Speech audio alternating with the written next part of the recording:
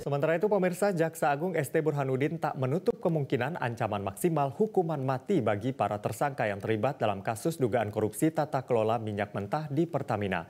Dalam hal ini, tindak pidana yang terjadi saat masa pandemi COVID-19, yakni tahun 2018 hingga 2023.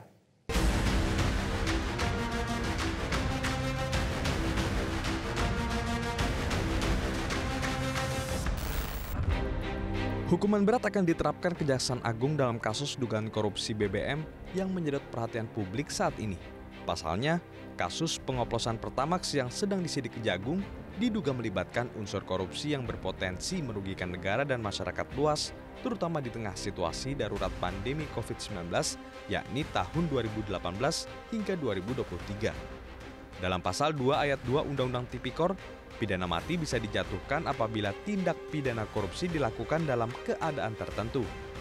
Jaksa Agung ST Burhanuddin pun meminta Jaksa Agung Muda Pidana Khusus untuk segera menyelesaikan perkara ini agar kepercayaan masyarakat dapat pulih kembali.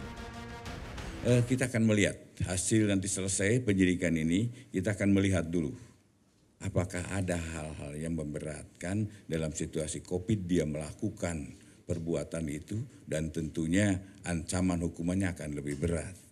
Bahkan dalam kondisi yang demikian bisa-bisa hukuman mati. Tapi kita akan lihat dulu bagaimana hasil penyelidikan ini. Ya.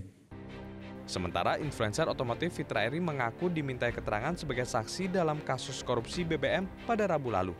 Fitra mengaku dimintai keterangan selama 2 jam lebih oleh penyidik Jampitsus seputar BBM dan pengaruhnya ke mesin kendaraan. Kepala Pusat Penerangan Hukum Kejaksaan Agung Hardy Siregar menyatakan pemeriksaan saksi diperlukan untuk menguatkan pembuktian serta melengkapi berkas. Ditentukan dalam kaitan dengan 9 tersangka lah, ya kan?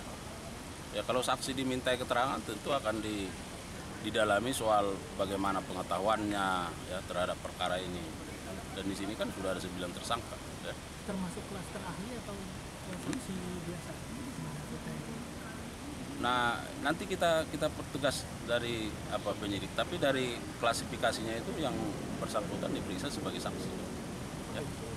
Dalam kasus ini, jaksa mencatat kerugian negara mencapai 193,7 triliun rupiah per tahun, yang terdiri dari 35 triliun akibat ekspor minyak mentah dalam negeri, 2,7 triliun dari impor minyak mentah melalui broker, 9 triliun dari impor BBM melalui broker, 126 triliun dari kompensasi serta 21 triliun dari subsidi.